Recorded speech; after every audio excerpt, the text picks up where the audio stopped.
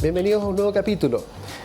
Tenemos un diputado electo para poder conversar sobre las contingencias del escenario electoral, del estado de la política, de qué es lo que vamos observando en este nuevo enclave político. Así que para poder conversar sobre eso tenemos nuevamente a José Mesa. Ahora sí, diputado del Distrito 9, si mal no recuerdo. Exactamente, Sebastián. Así que primero que todo, agradecerte a ti y a la producción por la invitación. No sé si decir que haber venido al programa fue la cábala o no, pero por lo menos estamos aquí de vuelta. Me dieron la oportunidad de poder participar de un debate, una conversación entretenida durante la campaña, y ahora full disponible para seguir conversando contigo o con quien sea acá en los programas de los temas que a la gente le interesa. Bueno, felicitarte por tu triunfo democrático de las mayorías, y eso siempre va a ser bueno. No olvidar tratar de representar a la mayor cantidad posible de personas y ayudar a templar un poquitito el escenario que se arranca un poco para los lados. Pero cuéntanos un poco ahora qué se viene hasta antes de que asumas como diputado de la República. Mira, yo creo que, y es una cuestión que he planteado en algunas reuniones con personas, es que yo por lo menos siento que no he ganado nada todavía. Lo único que gané es la oportunidad de poder representar a la gente y de poder hacer un trabajo que, como lo habíamos conversado en el programa anterior que estuve, yo sentía que estaba, por así decirlo, huérfano de las ideas que yo quiero representar, que son las ideas de la derecha, en la zona centro-norte de Santiago. Entonces creo que está esa oportunidad para poder sacar adelante un montón de proyectos, ideas, y también generar y tender los puentes para poder hacer que Chile avance, progrese, porque no hay que olvidar que este Congreso, la Cámara de Diputados y sobre todo el Senado, quedó muy equiparado. O sea, es un llamado de la ciudadanía a que conversemos, a que dialoguemos y a que no nos atrincheremos. Súper. Me gustaría hacerte unas preguntas que son o comentarios que uno escucha más o menos conversando con amigos, algo así como las mesas. La sobremesa, digamos. La sobremesa, exacto. Cuando la gente se refiere, por ejemplo, al Partido Republicano y el candidato Kast y a Prueba de Dignidad y el candidato Boric como ultraderecha y ultraizquierda, ¿qué entiendes tú por ultraderecha y ultraizquierda? A ver, lo primero importante, creo yo, es aclarar o dejar sentado una cuestión que nosotros siempre hemos dicho, y es que nosotros somos de derecha, sin apellidos, ni prefijos ni sufijos, como para que se ponga orgullosa mi profesora de lenguaje, sin ningún prefijo ni ningún sufijo, derecha. Y por lo tanto, quienes nos califican de ultraderecha o de extrema derecha, y es una cuestión que hasta el día de hoy nos ha costado mucho, que nos digan más o menos qué es lo que consideran de ultraderecha o qué es lo que consideran de extrema derecha para calificarnos de esa manera. Porque por el contrario, cuando nosotros nos referimos a Gabriel Boric, al Frente Amplio del Partido Comunista, como un conglomerado o un candidato de extrema izquierda o de ultraizquierda, nosotros lo decimos porque para nosotros la extrema izquierda se identifica, por ejemplo, con la defensa de la violencia como método de acción política. Se identifica con la degradación de las instituciones de orden y seguridad. Por eso lo decimos. Ahora, es un debate que está abierto, la semántica tampoco puede ser lo que nos detenga. Nosotros nos definimos más de derecha que otra cosa. Pero cuando ustedes conversan con otras personas o se informan de lo que va pasando, seguramente recogerán algún aspecto, aunque sea en el lenguaje, decir, mira, nos están diciendo que somos ultraderecha porque decimos esto. Sí, es que identifican algo, aunque sea errado, erróneo. Yo tenía una salvedad o una distinción, mejor dicho, muy al estilo abogado, hay que distinguir. Primero, evidentemente quienes son adversarios nuestros a nivel político, que antagonizan con nuestras ideas, y que está muy bien en una democracia, toman todo lo que nosotros señalamos y dicen, no, es que esto es de ultra. O sea, por ejemplo, ser pro vida, eso es ser ultraderecha para ellos. Querer defender las instituciones de orden y seguridad, eso es ser de ultraderecha. Pero yo no lo tomo mucho en cuenta por una cuestión súper simple. Si tú le preguntas al gerente de la Coca-Cola qué es mejor, qué es más rico, la Coca-Cola o la Pepsi, te va a decir que la Coca-Cola es más rica. Y si le preguntas al de la Pepsi, te va a decir que la Pepsi es más rica. Entonces, yo creo que hay un peligro en tomar como definición la que el adversario da de ti, porque siempre va a ser injusta. O sea, Yo tengo una definición de lo que es la ultraizquierda, tengo una opinión de lo que es Gabriel Boric, pero yo invito a la gente a que no se quede con mi opinión. Si la comparte, bienvenido sea, pero que se informe, que la contraste con otras cuestiones. Y en otro lado están los que honestamente te plantean diferencias con tu pensamiento, y que buscan entender cómo surgen esas diferencias en distintos temas valóricos, económicos, institucionales. Y ahí yo también hago el llamado a que no porque alguien piense distinto a ti necesariamente va a ser ultra algo. O sea, yo me acuerdo en algún debate se lo plantea, ya no lo voy a nombrar porque no ganó, pero a un candidato de la democracia cristiana yo le decía, o sea, yo perfectamente podría calificarte a ti como ultracentrista o extremocentrista, porque tú siempre estás buscando ponerte como una posición equidistante de la izquierda y la derecha sin pensar en la racionalidad de tus posiciones, sino que simplemente como querés estar ni tan lejos ni tan cerca, eres un extremocentrista. Pero son cuestiones semánticas que no tienen mucha relevancia. Lo importante es ver en qué cosas estamos de acuerdo, en qué cosas tenemos diferencias, y probablemente aquellas cosas que estemos de acuerdo las empujaremos con mayor facilidad, las cosas que tengamos diferencias yo las voy a defender, la persona al frente las va a defender y será la democracia la que defina. Sí, es curioso esto que tú señalas del extremo centro, que es un poco como contraintuitivo, como si justamente el centro... O sea, es que, sí, pero yo lo entiendo, pero te lo quería comentar. Casi como una caricatura lo digo para que se entienda el punto. Pero justamente acabo de ver hace poquito un Twitter, bueno, tú sabes que Christian Wagner escribió un artículo sobre lo amarillo en relación a un testimonial de una funa. Y bueno, y justamente en el Twitter de Fernando Atria le decía que era un extremo centrista, entonces justamente me coincidió con lo que no le había leído esa definición de eso. Sí, bueno, seguramente. Oye, ¿cómo ven? Ahora justamente estábamos viendo la votación sobre el aborto, que creo que se detuvo que no pasó, no siguió avanzando. Claro. ¿Cuál sería como tu posición de entrada? Yo sé que estas preguntas son un poco difíciles de tomar porque depende mucho de cómo esté el texto, de una serie de minucias que eventualmente pueden ser muy relevantes al momento, pero por lo menos indagar así como de entraditas y... El título, digamos. El título, más o menos. Sí, no, por supuesto, y es una discusión que evidentemente ya se instaló en el Congreso. Yo por lo menos por lo que he visto creo que a la llegada del 11 de marzo, que será el día que a mí y a varios otros nos toque asumir en el Congreso, ya no va a ser discusión, pero probablemente quienes son impulsores de esto, como corresponde, en un año más lo van a volver a poner y me va a tocar votarlo. Y yo por lo menos, y lo dije durante la campaña, la gente que me conoce mi trayectoria lo sabe, soy un provida declarado, asistía a las marchas pro vida cuando se podía, he sido férreo defensor también de los programas de acompañamiento, y por lo tanto un aborto libre, independiente si es la semana 12, 14, 16, 18, para mí no es aceptable, yo lo votaría en contra. Creo que también habíamos comentado de lo que sí avanzó fue el matrimonio homoparental o... Podemos llamarlo de las distintas formas que se le llama, sí. Matrimonio igualitario, matrimonio homosexual. Sí. Lo que pasó con el matrimonio homosexual es que se aprobó en la Cámara, pero en el Senado tuvo reparos y ahora tiene que pasar a comisión mixta. ¿Qué significa eso en términos simples para la gente que nos está viendo? Es que como el Senado y la Cámara no están de acuerdo, se escoge una comisión que integran diputados y senadores y consensuan un texto que pasa a votación de ambas salas. O sea, ajustan el texto buscando ponerse de acuerdo un poco para que avance. Claro. Que es distinto a lo que mencionabas tú hace unos minutos respecto al proyecto de aborto, que ni siquiera pasó la primera parte. Siempre se habla de que un proyecto está en primer trámite constitucional, segundo, tercero. Primero es la Cámara de Origen, segundo la Cámara Revisora y tercero la Comisión Mixta, que es lo que está pasando hoy día con el proyecto de matrimonio homosexual. ¿Cómo ves este tema? Porque por una parte está lo político legislativo, que finalmente establece lo que se puede y lo que no se puede hacer, pero en el plano cultural uno empieza a encontrar otras vivencias y otras perspectivas al respecto de una persona que legítimamente puede decir, oye, pero ¿por qué yo no puedo abortar? ¿Por qué la ley no me lo permite?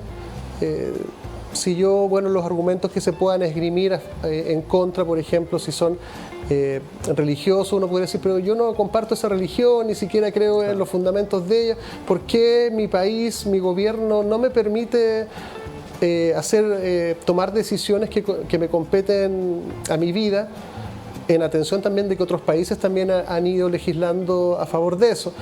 Y la ciudadanía o algunos grupos quedan con esta sensación de que el Estado finalmente no les está dando un camino legítimo y adecuado a lo que ellos viven en su día a día. Hay varios puntos ahí. Lo primero es señalar que justamente esa es la razón de ser del Estado. O sea, un Estado que al final no regula nada y no de alguna forma busca llevar a cabo aquello que regula, no tiene ninguna razón de ser. O sea, un Estado, por ejemplo, que te cobra un impuesto, pero no te hace nada si tú no lo pagas, no tiene sentido. ¿Para qué te lo cobran? Lo mismo en este caso, si un Estado toma una decisión democráticamente respecto a si proteger la vida del que está por nacer o permitir el aborto, tiene que empujar eso, si para algo existen las leyes. Ahora, lo que sí yo creo que es importante dejar muy en claro es que la discusión sobre el aborto no es una discusión religiosa. De hecho, yo por lo menos me considero un provida no por razones religiosas, a pesar de que esto es como el chiste, el meme de Men in Black. No porque veas a un negro arriba de un auto significa que se lo robó. Sí, me lo robé, pero no porque soy negro. Y lo mismo acá, no porque veas a un católico va a ser provida. Soy provida, pero no porque sea católico. Yo soy provida por razones científicas y filosóficas. Lo primero, y van muy de la mano, primero una cuestión científica. Lo que está en el vientre materno es una carga genética, ni siquiera me voy a meter en lo filosófico todavía, es una carga genética diferenciada del padre y la madre. Eso es irrefutable, porque es un ADN distinto. Y luego viene la cuestión filosófica. ¿Qué es el ser? Lo que está ahí adentro, ¿es algo? Y si es algo, ¿es humano? Y si es humano, ¿lo vamos a proteger o lo vamos a dejar al arbitrio de otro? Esa es la discusión sobre el aborto, no es una discusión religiosa. Yo tengo mis razones religiosas o católicas para ser provida, pero jamás buscaría imponértelas a ti. Por ejemplo, y te doy otro caso. Yo creo en la institución de la confesión, ¿cierto? Pero jamás haría una ley para obligarte a confesar, porque no hay razones ni científicas ni filosóficas para que todo chileno se confiese. Eso es una cuestión que forma parte de mi religión nomás, y no sé si de alguna otra, no soy un experto teólogo. Pero en materia de protección de la vida excede a lo religioso, y yo jamás usaría mis razones religiosas para imponer la protección de la vida del niño que está por nacer, sino cuestiones científicas y sobre todo filosóficas. Claro, por ejemplo, ahí creo que en el primer programa de Cast se dejaba trasver de que, por ejemplo, se cuestionaba el calentamiento global o el cambio climático, donde a todas luces hay gran cantidad de estudios, informes, ponencias, congresos. Más o menos uno diría, esto científicamente es más o menos irrefutable. Pero aún así también uno encuentra que en algunos momentos lo científico es conveniente, a veces no es tan conveniente, a veces le creo, a veces no le creo, a veces lo dudo, a veces... Entonces a un ciudadano como a mí me cuesta un poco entender también este uso como por conveniencia. Si esto ya es científico y vamos a ir con la ciencia, vamos para todo, pues, ¿o no? Sí, yo no sostendría lo contrario. No soy un experto en materia de calentamiento global, no es un tema que yo que sea uno de los que me movilice. Entiendo que hay gente a los que sí, y entiendo también que hay gente que tiene opiniones hacia un sentido y hacia otro, y en la medida que esas discusiones sean científicas hay que tenerlas. Ahora, a mí porque al final estas dicotomías o estas diferencias son armas de doble filo, porque van hacia un lado y hacia otro, porque yo le diría, tú me quieres imponer una visión, que no es mi caso, o sea, yo sí creo que hay una emergencia climática, sí creo que el ser humano ha influido mucho. ¿Dónde están mis diferencias? Yo creo que los principales responsables, los países principalmente responsables de la crisis climática en el mundo, no están tomando las medidas que deberían tomar. O sea, Estados Unidos, la India, China, los grandes productores, Europa, los grandes productores de CO2 no están haciendo nada al respecto. Y nosotros estamos preocupados de la agricultura en un país tan chiquitito que contamina tan poco, pero que contamina por supuesto y hay que preocuparnos, y por eso hay que avanzar en ciertas regulaciones. Ese es mi tema con el tema del calentamiento global. No el cuestionamiento de si es que existe o no, sino si las medidas que estamos tomando son idóneas o no son idóneas. Estados Unidos respeta el Acuerdo de París, China respeta el Acuerdo de París, no lo respeta. Entonces, y nosotros estamos preocupados de otras cosas. Y avanzando en el punto, yo te diría, me quieren convencer de una cosa con razones científicas, pero cuando yo en otro tema les planteo razones científicas, no, es que ahí no son aceptables. Entonces, es es un llamado mutuo. O sea, si vamos a discutir de temas científicos, discutamos de temas científicos y entendamos cómo se construye el consenso científico y el conocimiento científico. El conocimiento científico es un consenso y puede cambiar. Hace 600 o no sé, más, 2000 años, se creía que la Tierra era redonda. Y no había ningún científico que no te dijera que la Tierra era redonda. Tenían pruebas y experimentos que demostraban que la Tierra era plana. Ya, porque ahí me estás confundiendo. Sí. No, pero estoy pensando, por ejemplo, en los modelos telemaicos, en esa. Y hoy día, el consenso científico te dice, no, la Tierra es redonda. Y nadie lo pone en duda. Pero y si de pronto, no estoy diciendo esto y para que nadie después diga, oye, este cabro es terraplanista, no. Pero si apareciera, por ejemplo, nos dijeran, mira, ¿sabes qué? La órbita de la Tierra, por ejemplo, no es como nosotros pensamos. Y nos demuestran, no vamos a juzgar a aquellos científicos que durante mucho tiempo pensaron que la Tierra giraba en torno al Sol de cierta manera, porque después el conocimiento científico cambió. O sea, por ejemplo, pensemos en el matrimonio Curie que descubrió el radio. No tenía ni idea lo dañino que era el radio y la radiación. Pero gracias a que ellos avanzaron, nosotros construimos conocimiento en base a esa experiencia. Y después nos vamos a decir, oye, que eran tontos los Curie, mira cómo se les ocurre experimentar con radio. Es que el conocimiento científico en ese momento no sabía que el radio era tan peligroso. Y lo mismo pasa con otros temas. Entonces, lo que yo creo que también es interesante, una discusión científica, como te digo, yo la planteo en los términos de un lego, yo no soy científico, estoy lejos de serlo, pero me interesan mucho esos temas, es que el conocimiento científico es básicamente un consenso entre los científicos. Oye, José, ¿quiénes son los partidos, entre comillas, bueno, obviando un poquitito de Evópolis o los que ya uno naturalmente identifica como cercanos, el Partido Republicano, ¿quién es el partido así como de los más lejanos, más próximos? De los más lejanos, el más próximo. Qué difícil definición. Sí. O sea, voy a ir descartándote y dime tú si es que estoy respondiendo tu pregunta o no. Dale. Evidentemente nosotros tenemos una cercanía ideológica fuerte con la UDI y con Renovación Nacional. Correcto. Hay diferencias en algunas cosas y yo que te diría sobre todo en términos de estilo. Nosotros no solo nos diferenciamos por nuestras ideas, sino que también buscamos diferenciarnos por nuestro estilo. Un estilo más directo, un estilo que a veces puede resultar un poco incómodo en algunas situaciones. Yo por lo menos trato de no ser soez, ni grosero, ni faltar al respeto, pero si tengo una posición determinada la voy a defender. Y de ahí seguimos avanzando, por ejemplo, yéndonos en ese espectro. Claro, porque vamos llegando a Evópolis. Claro, con Evópolis tenemos coincidencias programáticas o de principios menores que con la UDI y con RN, evidentemente. Pero yo diría que en general cualquier partido que se la juegue por ciertos mínimos que yo creo que son casi que requisitos básicos de cualquier democracia: el respeto a la institucionalidad, el respeto a la ley y a la Constitución, la erradicación de toda forma de violencia como acción política, podrían ser los más cercanos de nuestros lejanos. Yo creo que por ahí está la democracia cristiana. Porque ya ahí en Evópolis ya uno empieza como a observar cierto, ya como que está costando la cosa. Creo que algunos personajes de Evópolis, Luz Poblete creo, dijo que había bifurcado un poquito de todo el partido, que hubo una fuga de ciertos personajes a propósito de apoyar a Kast. Entonces como que ya en Evópolis estamos encontrando ya como la primera...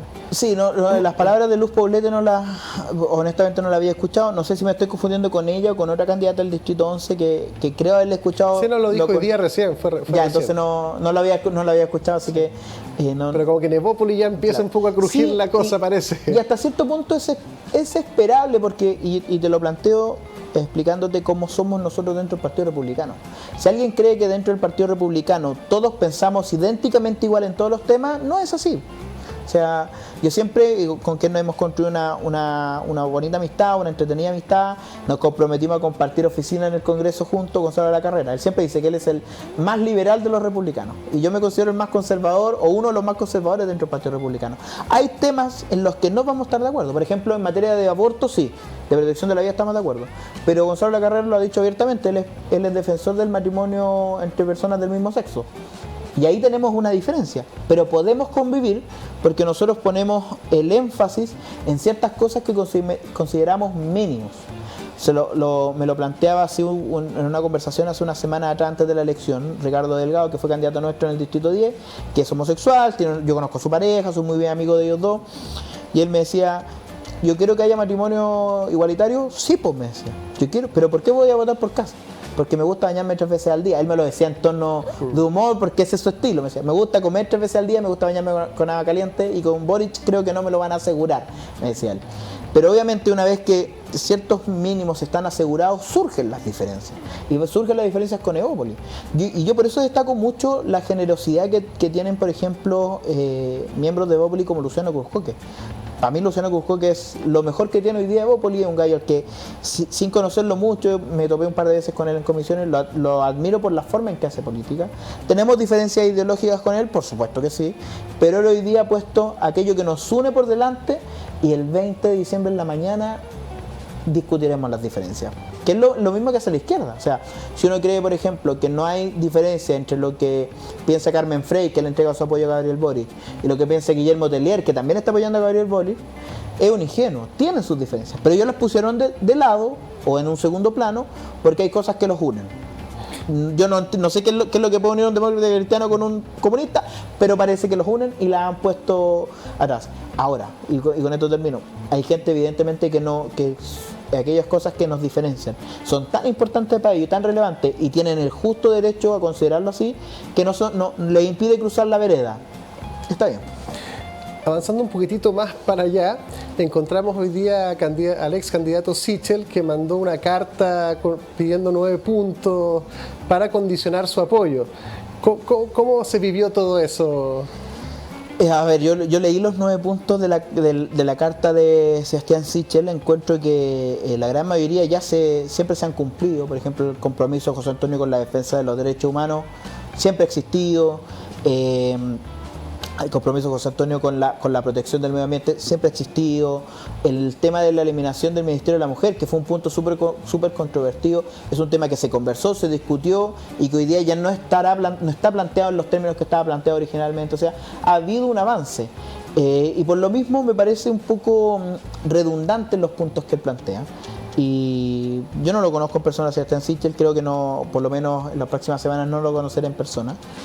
Pero creo que es una carta que aparte le dio una oportunidad, que le duró pocos minutos, pero le dio una oportunidad al comando de Boric de decir, oye Sebastián, si quieres te vienes con nosotros, que fue lo que dijo Casich hace unas horas atrás.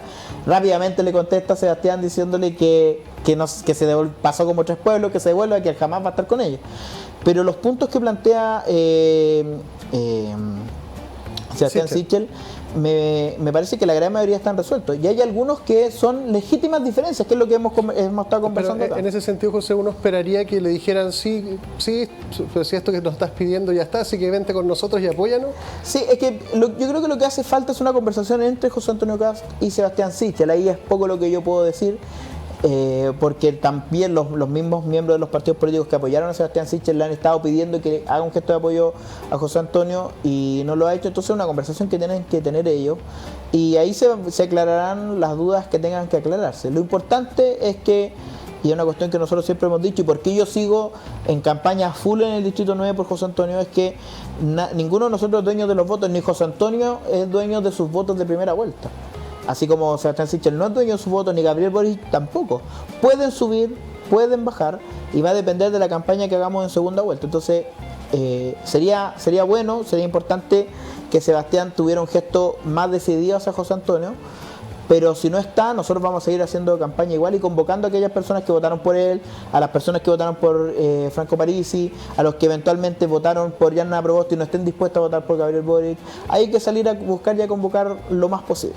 Oye, a propósito de la conversación que debiera tener Sichel con candidato Kast, lo vamos a dejar para la vuelta, pero podemos indagar de que esa conversación no se puede realizar prontamente porque el candidato anda fuera de Chile. Claro. Entonces quisiera indagar sobre ese viaje. Quédense unos minutos y ahí indagaremos qué anda haciendo José Antonio Kast por Estados Unidos. Vamos y volvemos. Quiero agradecer a cada uno de nuestros auspiciadores que hacen posible este programa y de su independencia, y que podamos hablar temas interesantes. Clínica Nueva Costanera. Cuidamos de ti y de los tuyos.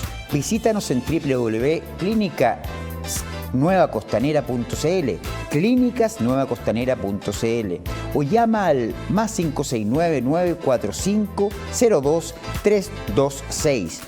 Nutriología, endoscopía, pellet antialcohol, dermatología, cirugías gástricas, balón gástrico, un sinfín de especialidades en Clínica Nueva Costanera. Manuel Montt, 427, piso 7. Ahí lo esperan y muchas gracias Clínicas Nueva Costanera por estar aquí con nosotros, ayudando a un periodismo independiente. Llegó el momento de agradecer a nuestros auspiciadores que hicieron que este mes tuviésemos el éxito que hemos tenido. Es por eso que productos de calidad al mejor precio, compra inteligente, la higiene más cerca de tu casa, ya que los productos Regio no solo los encuentras en el retail, sino que en tu almacén regalón del barrio. Muchas gracias Regio por estar con nosotros.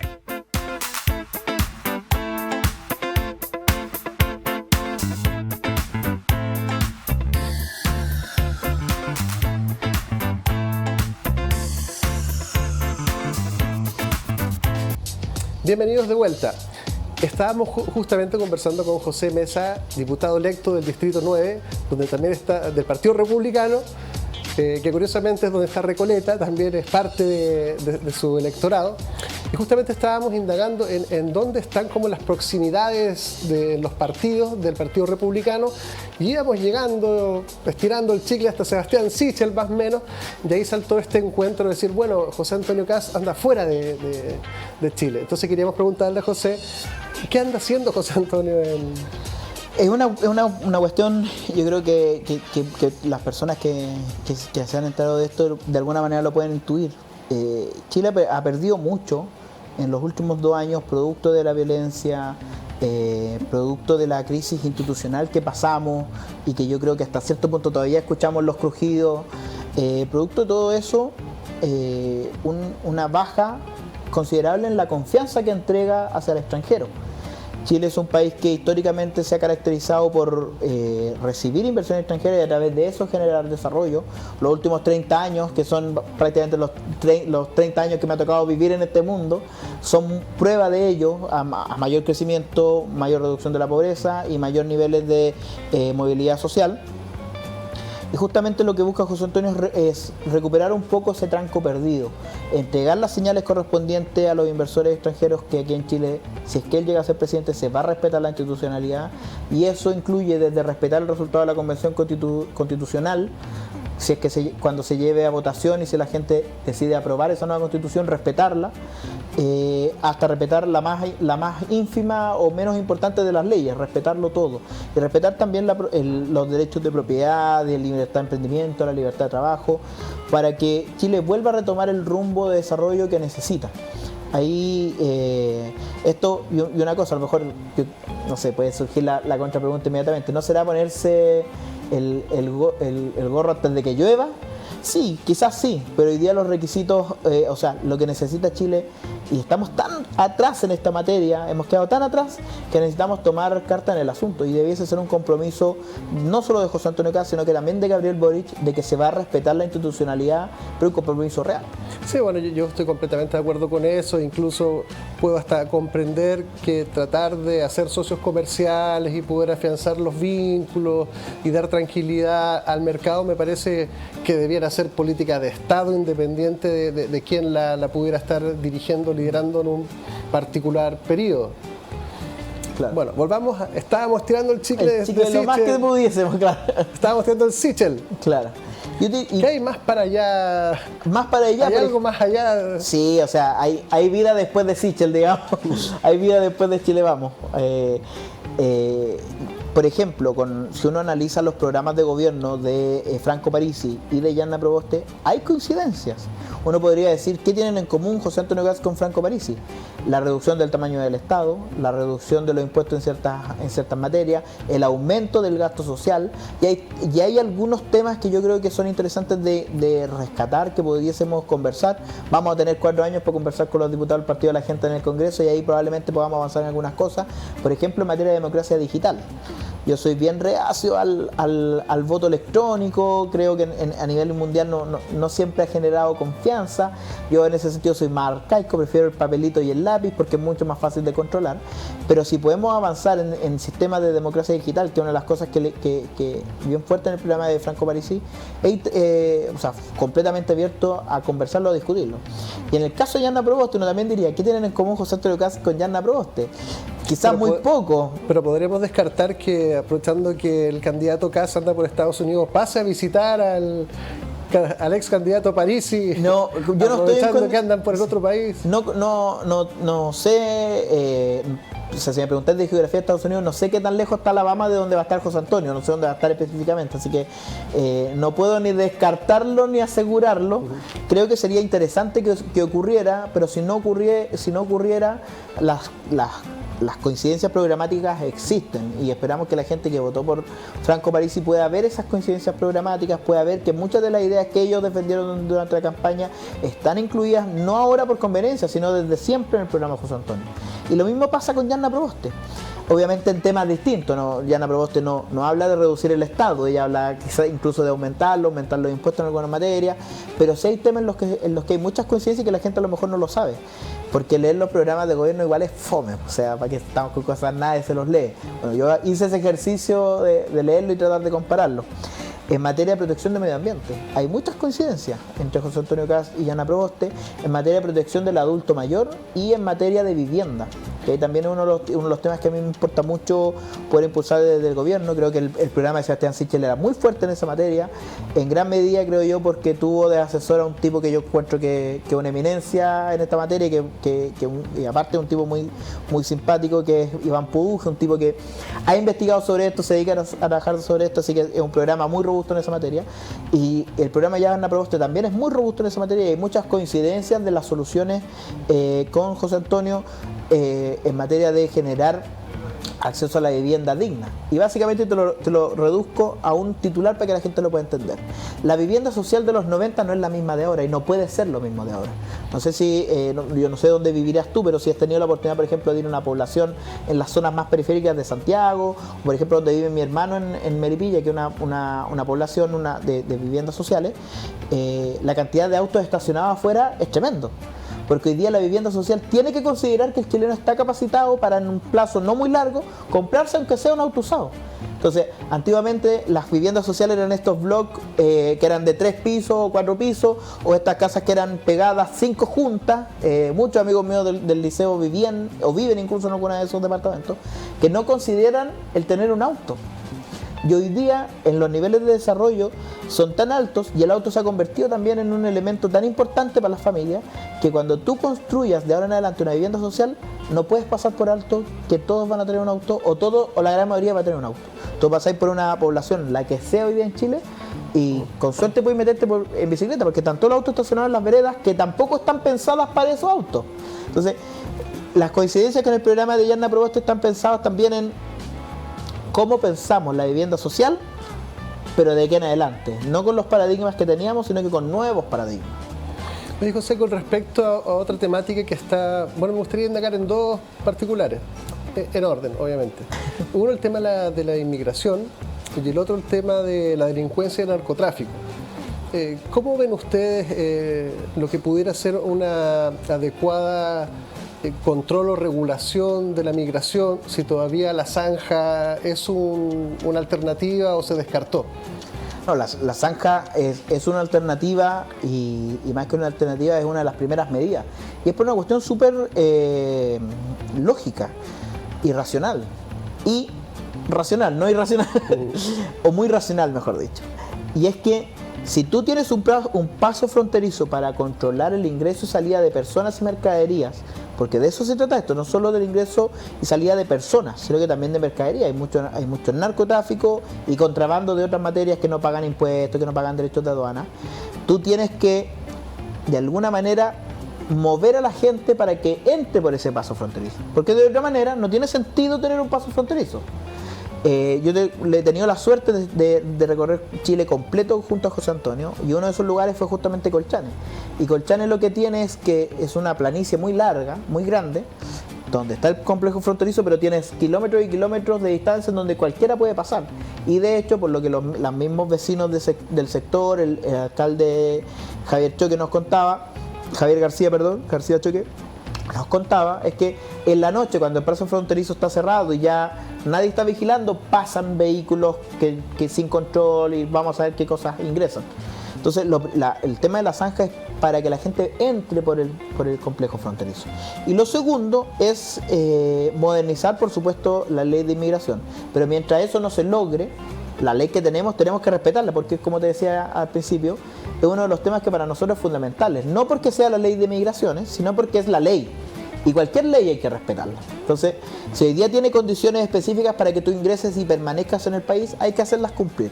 Y quien no las cumple deberá recibir la sanción que la misma ley establezca. Ahora, podemos discutir si es que esa ley hoy día es moderna, es adecuada para nuestra realidad, o las sanciones que tiene son las adecuadas para lograr el objetivo.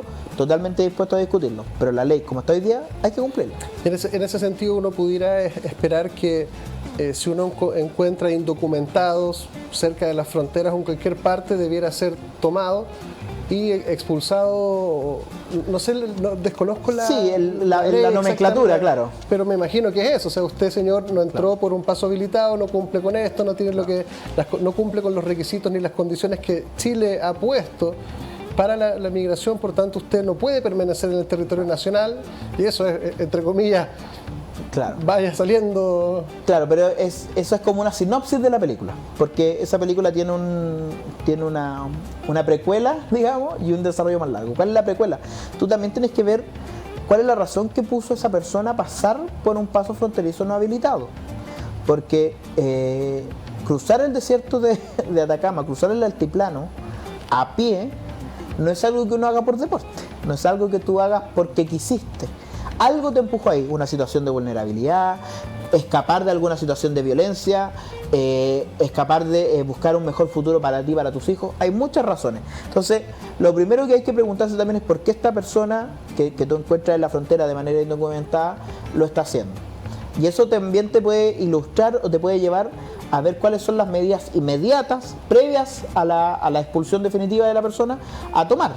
Porque si esa persona viene, por ejemplo, con contrabando, viene cometiendo un delito, o sea, no solo el ingreso ilegal, sino que trae droga o trae elementos que no pasaron por aduana, esa persona inmediatamente tiene que ser devuelta al país de origen. Inmediatamente, porque no lo está haciendo porque lo está haciendo para ganar plata y de manera ilegal, me dice.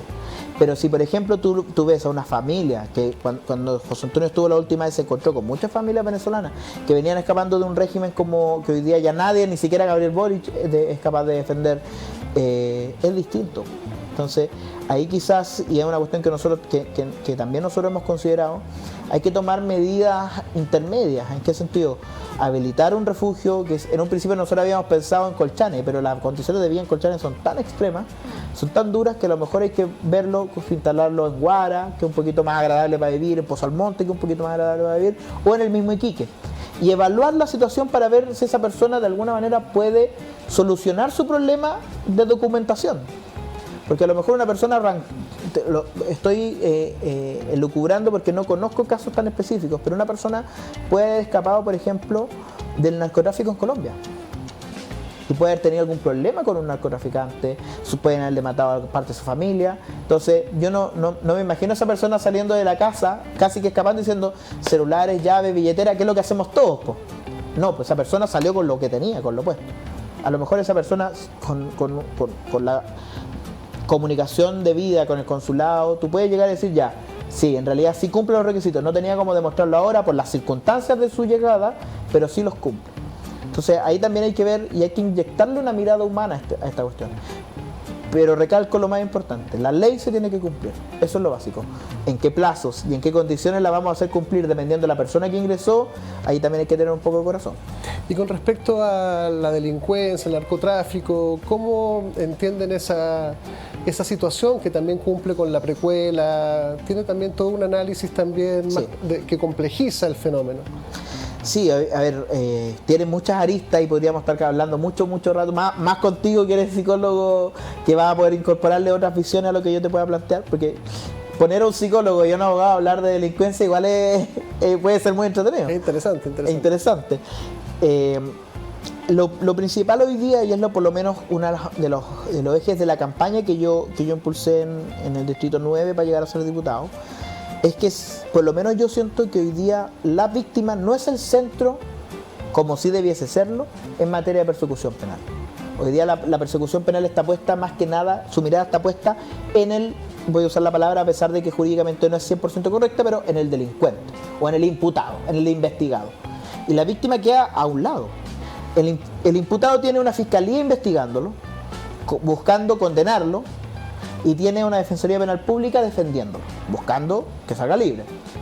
Tiene un juez de garantía que decide sobre qué pasa con él, si es que va a prisión preventiva, si es que si tiene arraigo, si es que las pruebas que se tomaron son legales o no, y después tiene todo un juicio alrededor de él. Puedo hacer una pregunta curiosa general. ¿Qué le pasa a un abogado que le ha tocado el rol de defender a alguien cuando se convence que el imputado es culpable y aún así tiene que seguir defendiéndolo? ¿O hay algún botón de eject así como, mira, sabes que en realidad ya... ¿Cómo sucede eso?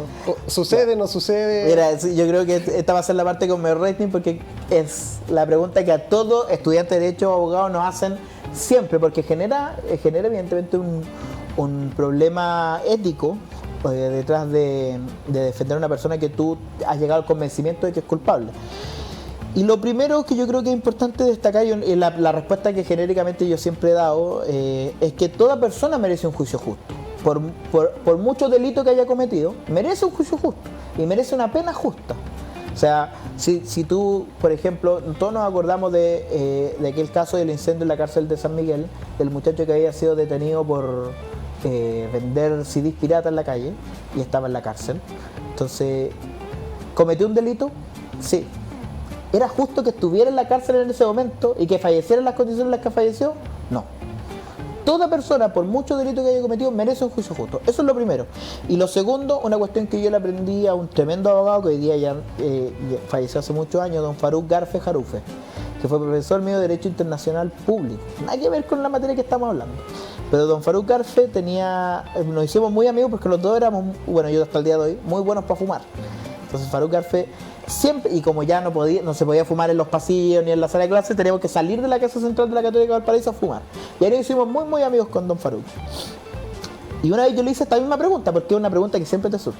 Que él me dijo, mira, yo en mi inicio defendí muchos delincuentes. Y tomé muchas causas penales. Y lo que hacía era que los gallos llegaban a mi oficina y me escribieran su versión de los hechos. Porque el que es culpable siempre te la cambia después. Entonces yo con eso le decía, no, pero compadre, usted me dijo esto. Entonces él va a tener un cierto grado de tranquilidad. Y hay botones de eject, como decías tú. Sí, el proceso penal tiene botones de eject en la medida que tú siempre le asegures un abogado defensor al imputado. Y es ahí donde surge justamente la crítica que tengo yo. Mi crítica no es a que el imputado tenga un defensor porque corresponde que lo tenga. Mi crítica es qué hacemos con la víctima, que tiene muy pocos derechos en el proceso penal hoy día, muy poca injerencia, y salvo que tenga los recursos para querellarse, o sea, contratar a un abogado por su propia cuenta, no puede participar del proceso penal. Mi sueño es que de aquí a 4 años más yo pueda recorrer el Distrito 9, recorrer Conchalí, recorrer Renque y decirle, ¿sabe qué? Ahora existe una defensoría penal para las víctimas. Y usted, cuando lo asalten, entren a su casa, le roben el auto, o sea lo que sea el delito, no quiero nombrar delitos más graves, va a tener un abogado financiado por el Estado, al igual que el delincuente que usted quiere condenar. Los dos van a tener un abogado. Es una de las principales motores que me impulsan hoy día a estar donde estoy. Apoyo esa noción. Ya, muy bien. La otra es que yo nunca he entendido cómo es posible que uno no pueda sacar de su propia casa a alguien que se la toma. Eso yo lo encuentro, pero sí, te juro que es como tan evidentemente errado que necesito entender qué lo justifica, cómo llegaron a eso. Esos son, desafortunadamente, son los vicios de los procesos. Porque en materia, salvo que tú puedas demostrar la existencia de un delito, que en el fondo es la usurpación, si yo, por ejemplo, si una persona te arrienda una casa, deja de pagarte el arriendo y se queda a vivir y no se va, eso no reviste necesariamente las características de un delito y es una situación civil. Alguien te debe plata y no te la ha pagado. Y el problema es que los juicios civiles son muy largos en Chile, engorrosos, largos y caros. Y lo que yo sé que hay algunos proyectos tramitándose, no sé en qué situación estarán hoy día, pero evidentemente, y ahí también estoy totalmente de acuerdo contigo, recojo el guante, si yo tengo un título de propiedad que dice que esa casa es mía y hay una persona adentro, primero sáquenmela y después veamos si es que estuvo bien o no, si es que correspondía o no, porque yo tengo algo que demuestra que soy dueño. Y hoy día hay muchas personas a lo largo de Chile, sobre todo en Santiago, que sufren el problema de los malos arrendatarios. Es que es inentendible, te juro, o sea, que es inentendible. Es inentendible, pero tiene su razón que los juicios son demasiado largos, innecesariamente largos. Hoy día todo se puede hacer de manera digital. Yo o sea, en julio, agosto más o menos de este año, conocí a dos hermanos, a la señora Silvia y a don Manuel, que viven en Recoleta, que tienen su mamá en estado senil. Su mamá ya prácticamente no sabe dónde vive, no sabe quiénes son sus hijos, no sabe nada. Está en estado senil y también a nivel físico muy deteriorada. Y ellos me decían que nosotros poder firmar por mi mamá. Les tomé el caso, tramitamos una interdicción por demencia y nos demoramos 5 meses. Todo digital, yo lo tuve que salir de mí. Lo único que hicimos fue firmar el poder en el tribunal una vez, fue todo lo que hicimos. Pero yo decía, si esto todo lo hago digital, lo escribo en el computador, lo mando, lo firmo de manera digital, ¿por qué se demora 5 meses? ¿Por qué no se demora un mes? Si lo único que necesitó el tribunal es, a través de Zoom, poder entrevistar a la cuidadora de la mamá de don Manuel y doña Silvia y verificar efectivamente, le hizo un par de preguntas y se dio cuenta rápidamente que la señora no estaba en sus cabales. Pero se podría simplificar mucho más. No es algo de lo que yo haya propuesto durante mi campaña, pero también lo recojo. Oye, pasando a otro tema para aprovechar un poco el tiempo, volviendo más al proceso electoral, ¿cuál crees tú que son las principales razones por las cuales el candidato Kast ha ido como avanzando en las encuestas desde casi, igual que el candidato Boric, como dos personas que uno diría, no, estos son como outsiders, esto va a ser como el arroz del tema, si uno y terminaron pasando así? Si uno hubiese hecho la pregunta en enero de este año, ni siquiera me voy a ir más para atrás, estoy muy de acuerdo con lo que tú dices. ¿Quiénes iban a ser los contendores de una eventual segunda vuelta? Yo creo que indudablemente todos te habrían dicho Jadwe, Lavín. Nadie habría pensado en Sichel, nadie habría pensado en Kast, nadie habría pensado en Boric tampoco, porque fue una sorpresa que Boric la haya ganado la primera. ¿Y dónde creo yo que está la principal razón de por qué Gabriel Boric y José Antonio Kast hoy día están enfrentados? Es porque ambos hicieron, desde sus veredas, con sus matices, una lectura que terminó siendo la acertada del escenario actual, del escenario político. Por un lado, la lectura de Gabriel Boric, que yo te diría que es la lectura de los derechos, por ponerle un nombre o un título. Él recoge, por así decirlo, todo lo que quedó dando vueltas de el proceso de octubre del 2019, la nueva constitución, la convención constitucional, lo recoge como una necesidad de avanzar en la protección de derechos, y eso es lo que le impulsa. Y es cosa de ver su programa, mucha referencia o mucha dedicación le han puesto a los derechos de las minorías sexuales, mucho también le han puesto a los derechos sociales, han avanzado mucho en eso, o quieren, mejor dicho, avanzar mucho en eso. Y eso hizo sintonía con una buena parte de la población, con un casi 26% de los electores. Y por otro lado, José Antonio hizo la apuesta desde la perspectiva del orden y la seguridad, diciendo, sí, conversemos esos derechos que tú quieres proteger, Gabriel, pero primero hay una cuestión previa, que es que no hay derecho gozable, por usar una palabra, si es que tú no puedes salir tranquilo de tu casa, si es que tú no puedes caminar tranquilo por la calle. Entreguémosle seguridad a las personas primero y después avanzamos en el resto de las cosas. Y eso también enganchó con mucha gente que incluso, y a mí me tocó verlo muchas veces, no votaron por mí, pero votaron por José Antonio. Votaron por un candidato de izquierda, pero votaron por José Antonio Kast. Porque la perspectiva de los derechos de Gabriel Boric no es una perspectiva necesariamente ideológicamente de izquierda, y la perspectiva del orden y la seguridad de José Antonio Kast no es una perspectiva necesariamente ideológica de derecha. Ambas tienen la posibilidad de avanzar y, por así decirlo, conquistar a más personas. ¿Cuál va a ser el eje que se va a imponer el 19 de noviembre? Yo creo que eso es lo que va a determinar quién gane. Veo, y por ahí alguien me podría decir, oye, que eres optimista. Sí, a lo mejor soy un pesimista bien informado o un optimista bien informado, no lo sé. Pero creo que como esta vuelta de Gabriel Boric a tomar los temas que puso José Antonio Caz durante la primera vuelta, orden y seguridad, lucha contra el narcotráfico, esos temas, y salirse de los temas valóricos. Hoy día se rechazó el aborto y Gabriel Boric no lo votó. Para un candidato presidencial eso no es una cuestión azarosa, eso se pensó y tiene una razón de ser.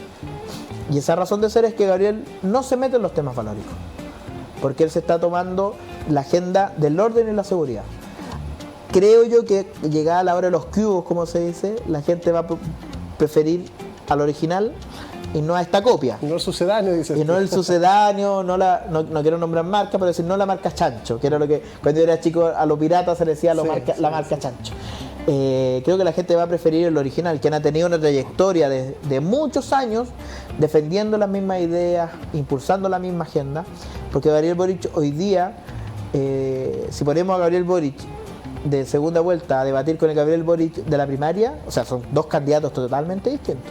Totalmente distinto. Sí, José, no quiero dejar de... Quedan poquitos minutos, pero quería preguntarte, desde la perspectiva del candidato Caz, el Partido Republicano, el bloque, qué sé yo, ¿cómo interpretaron el estallido social y si tienen alguna intención de darle cauce más allá? Porque el estallido social es mucho más allá que el orden y la delincuencia.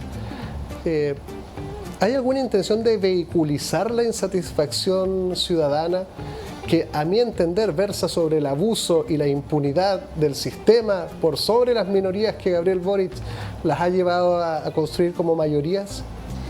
A ver, nosotros en general, yo en particular, hacemos un análisis de lo que fue el 18 de octubre en adelante, todo ese proceso, y creemos haber entendido las razones. Probablemente no estemos completamente en lo cierto, porque la historia nos dirá mucho después qué fue todo lo que pasó, y hay muchas disciplinas que tienen que entrar a analizar esta cuestión, disciplinas que yo no manejo, pero tal como lo vemos nosotros es que hubo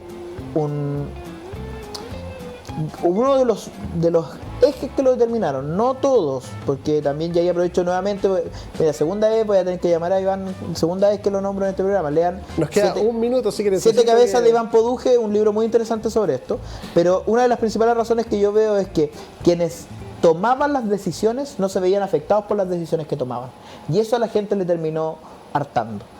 Los que diseñaron el Transantiago nunca han andado en micro. Los que diseñaron la nueva educación pública tienen a sus hijos en los colegios más caros de Chile. Nunca las decisiones que ellos toman los afectan, nos afecta a nosotros, a la gente como tú o como yo, a la gente común y corriente, a la gente que vive en la población. Y lo segundo es que, y es una cuestión económica también, los ingresos reales de los chilenos entre 2013 y 2018 prácticamente no subieron. Entre el 90 y el 2013 subieron muchísimo. ¿Qué es lo que pasó? Que la gente se había acostumbrado a endeudarse porque sabía que en el futuro sus ingresos iban a ser mejores. Se siguió endeudando la gente, pero sus ingresos no mejoraron. Y le pusimos un palo a los fierros de la bicicleta. Lamentablemente no tengo más tiempo para poder indagar en mayores distinciones, pero a lo menos preguntar si hay una intención de vehiculizar, o sea, como que lo ven que hay un malestar social que es mucho más allá del adversario Boric, sino que es una transversalidad. Por supuesto. De las mayorías. 1 millón y tantos de personas marchando en Plaza Italia no tienen ideología. Es imposible que todos tengan ideología. Bueno, muchísimas gracias, José. Muchas gracias, tenerte Sebastián. de vuelta. Me gusta harto la lucidez que tienes para atajar los temas, así que gracias. Te vamos a tratar de invitar cuando ya la cosa esté más álgida, ya estés teniendo que... Vamos a ver si sigo tan lúcido. Tu voto ahí. Vamos a estar chequeando si hay un cambio notorio en eso. Muchísimas gracias, José. Muchísimas gracias a todos los que nos ven. Estamos mañana en un nuevo capítulo, así que quédense con nosotros.